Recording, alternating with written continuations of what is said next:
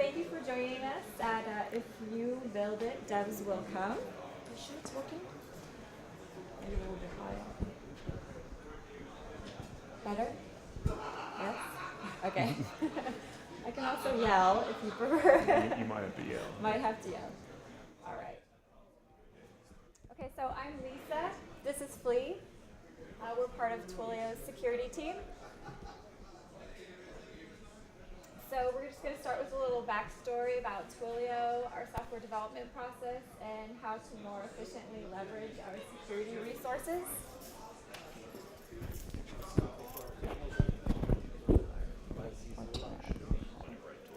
Thank you. Better? Okay. Yes. Ah, we can hear. All right, so first of all, we're going to talk about what our background is and what Twilio even is. We're basically a cloud communications company. We provide easy integration for voice, VoIP, text messaging, picture messaging through very simple RESTful API. We basically like to call it software-defined communications. And like a lot of startups, we are an agile development shop, which means we are constantly shipping software. So we routinely make multiple production deployments per week. And while this is great for business, agile is something that security is still wrestling with. A lot of our traditional methodologies and gates can't keep up with the pace of development. Security can easily fall behind this fast pace. However, we still have to add security assurance to our products. Old security can't keep up.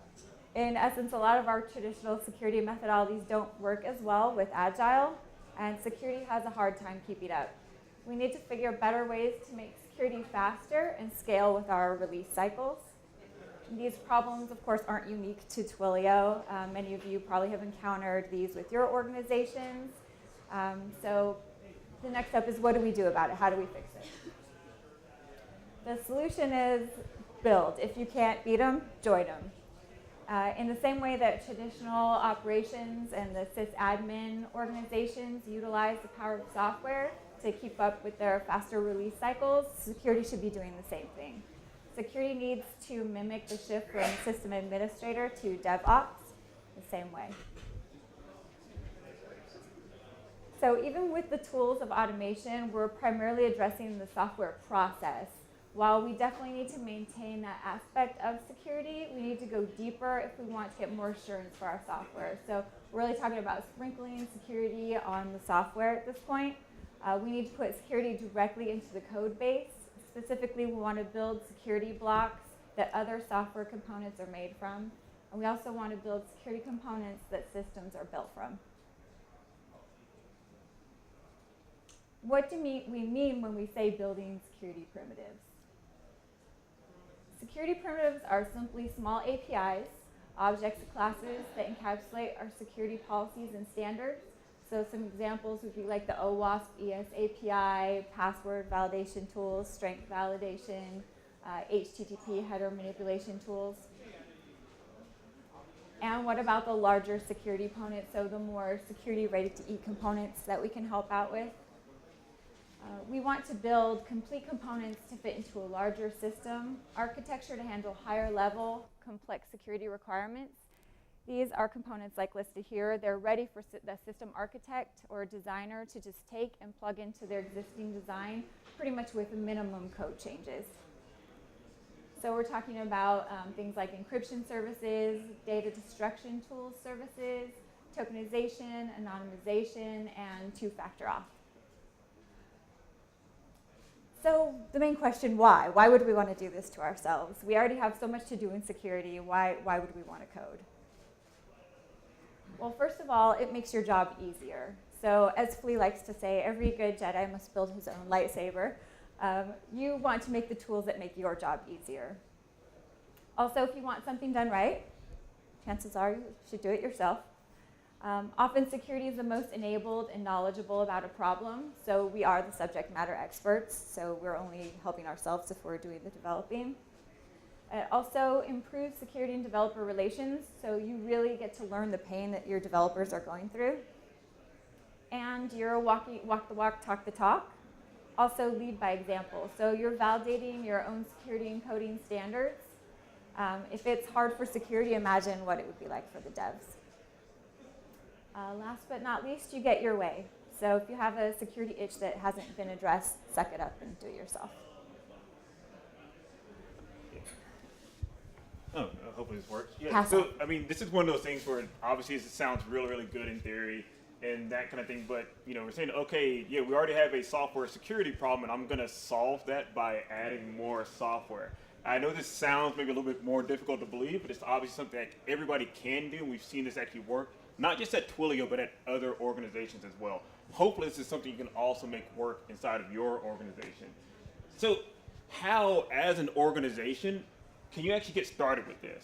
So I'll give you a really, really kind of simple recipe. So things that actually we use inside of Twilio, things that actually I've also used at other companies. And I've seen this also work in some other companies here. So there's actually a couple of presentations yesterday, and I think some today that are also talking about something really, really similar. So first off, it's really, really, we just actually want to get out and actually define the problem space itself. What actually makes a good security engineering project? Obviously, security is not going to be building all the software. We actually need to cherry pick and choose what's actually going to work for us. The other thing is actually identifying security's role within this engineering effort.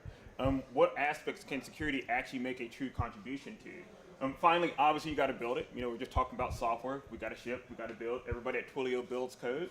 The other thing is now you actually built code for your developers. How do you get your developers to actually use it? You're the security guy. You're the one that always makes them cry and upsets them. How are you going to actually get them to actually agree to actually utilize the tools that you're making? And then finally, kick back, relax, enjoy the benefits of your labor profit, right? So let's start a little bit with actually identifying those actual roles for the security within this organization. We're going to put on our engineering hats just for a little bit, kind of figure out like how we actually make a proper engineering project that's actually security related. Things that actually make good security engineering products are things that actually have a well-defined security problem.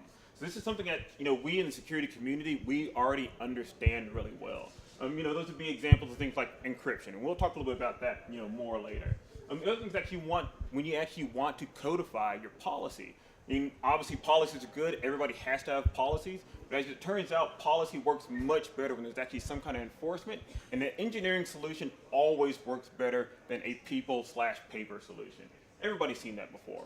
The other thing is actually when the problem in and of itself comes directly from a security need. So how many people in here also write security non-functional requirements? I mean, those kind of things. When your actual requirements are coming from the security community or the security team, why not also have that security team actually build the solution for it? Another thing you actually will see, things that actually turn into good security projects are things that actually have consistent high-level requirements, but fluctuating low-level requirements or fluctuating low-level changes.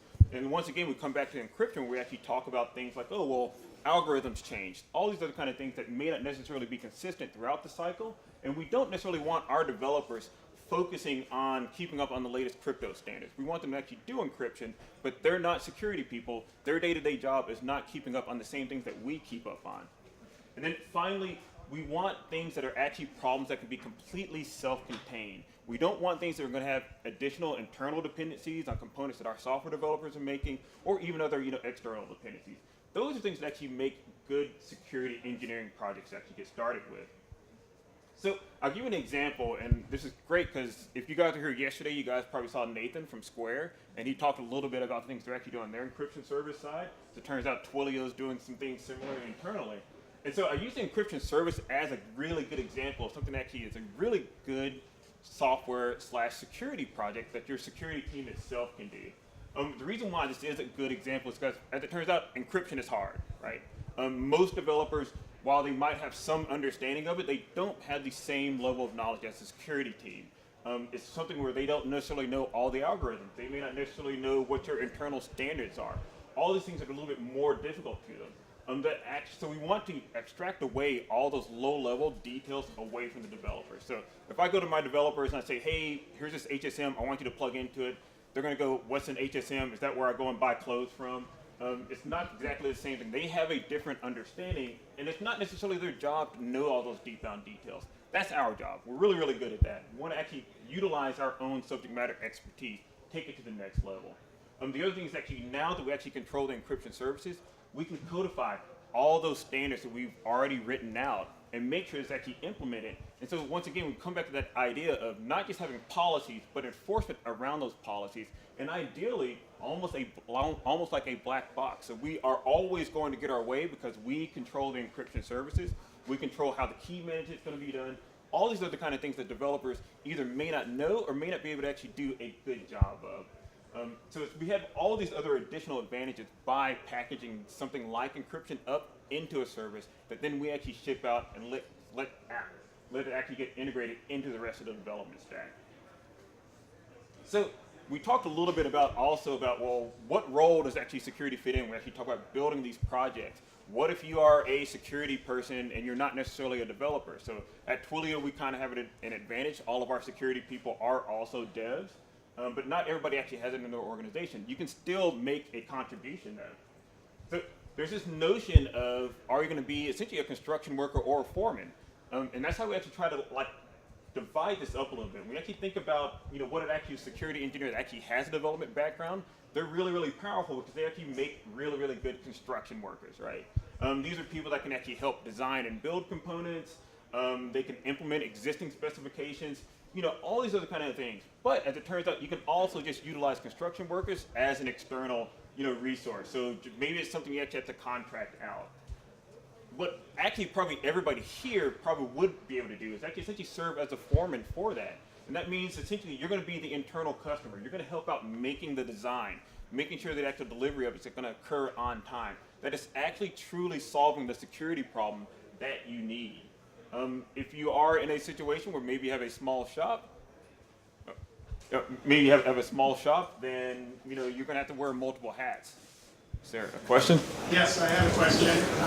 I was wondering, from Twilio's perspective, how did it start off to be able to come to the conclusion that you've got a good mix of security developers in-house? Did you start with a vision and it was determined that's how it's going to be pervasive through all the development? Or did it start off with like a foreman model and then trial and error figure out? Yeah, so it actually for us started out as a vision because our co-founder, one of our co-founders, Evan Cook, his PhD's in security. So we've always had security built in. Everybody at Twilio, anytime you see somebody rocking one of these red jackets, they're rocking the gang colors, that means they've been shipping code. So everybody at Twilio writes code. There's no such thing as a person at Twilio that doesn't write code. So for us, from a just general, cultural standpoint, it's easy for us to actually mimic this model. But it's obviously also something I've actually seen work at other organizations that I've been at. So we'll get more questions. I don't want to run out of time. So finally, we actually talked about actually identifying the things that you actually want to build, who's going to actually oversee that. Now we actually finally get to the actual building portion of that, when you actually are going to build this service in and of itself. So when we actually talk about building the services, one of the really important things when you're building is actually adhere to those internal coding standards. Everything that you've been preaching to your developers, you need to do the same thing. You have to actually walk the walk, eat your own dog food, and also this makes it easier to actually have that code integrated. In my opinion, the thing we actually practice inside of Twilio, everything inside of Twilio is a service. And I think it's really important as security practitioners that when we are delivering these security products to developers, that we also adhere to essentially an SOA model. The whole idea being that we don't want to actually introduce either additional dependencies, and we essentially want it also to be very, very lightweight, easy to integrate, something that the developers already understand how to use and that kind of thing. And the same thing with actually the programming languages that we use, so we essentially use the same tools that developers are already using internally, because ideally, we want developers to feel like we're one of them. Like we're talking the same language, we're on the same page. If they actually want to go through and go do a deeper dive into the products that we're actually releasing and shipping to them, then it's easier for them to consume because we're writing it in the same way that they actually write their own code.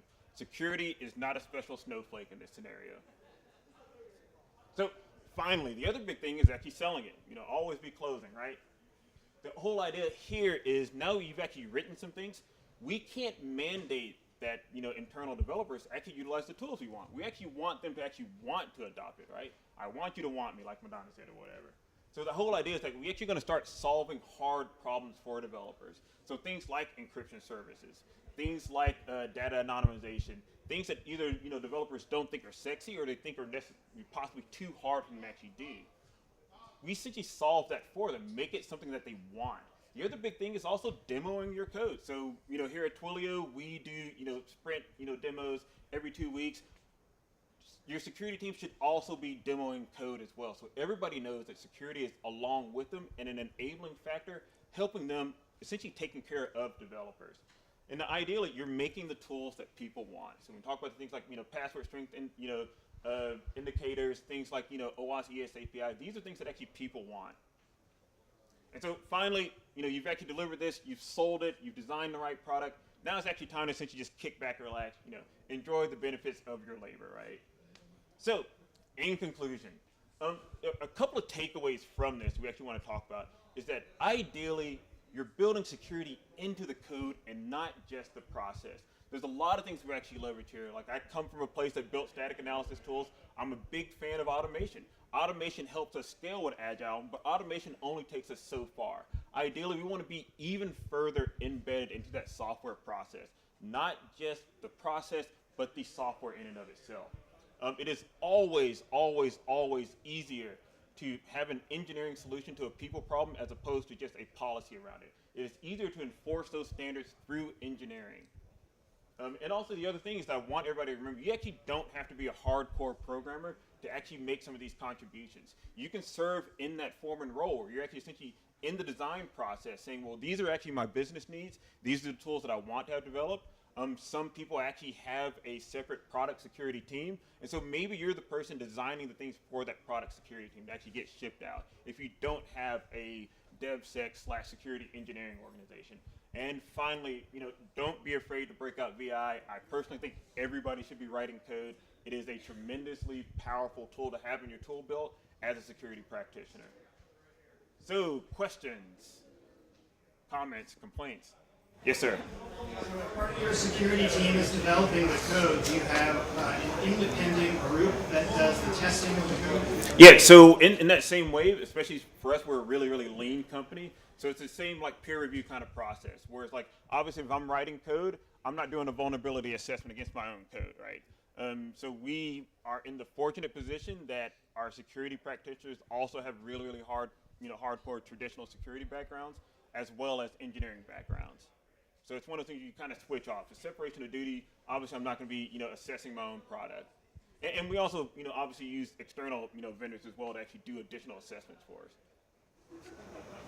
Yes, sir. You actually try to hunt down people who are skipping your pre-built stuff and doing it, implementing it themselves, or you just... No, we don't. And that's part of the thing. So like for us, we have a very self-empowered organization. And that's why I also mentioned this notion of selling it. In the same way, you don't have developers going out and building, a web server, or at least most of the time you don't. Like they're actually going to go out and actually just download a component. A lot of developers are used to this idea of going out and getting open source components to actually solve some of those core functional needs. So they actually focus on the business logic. Our goal is to make sure that we're actually making the actual core components that they actually want and need, and so they want to use it. They're going to come to us. The idea is to essentially, kind of be like a drug dealer, right? We're going to be supplying. We don't want things we actually have to sell to people. It's something they're actually going to want and come and ask us for. Yes, sir. Does the security group at all work with digital rights management around? So let's say you go download or copy something off the web and basically it's fine in code. Do you have to worry at all about copyright, patent infringement, all that kind of stuff, or is that just a different group? It is a different group. I mean, obviously, we worry about it just like any other development organization, right? Any other questions?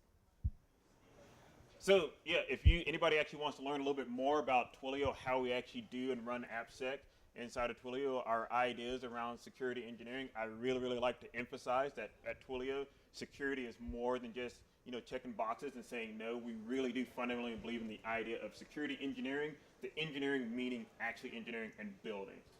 So you can reach out to me directly, flee@twilio.com. Lisa, her email address is up here. Like probably everybody else here, we are also hiring. So if you're interested in actually knowing a little bit more about what Twilio does, and especially if you're interested in actually building some really cool security things, come talk to me. That's it. Thanks. I have no idea if this mic is working or not.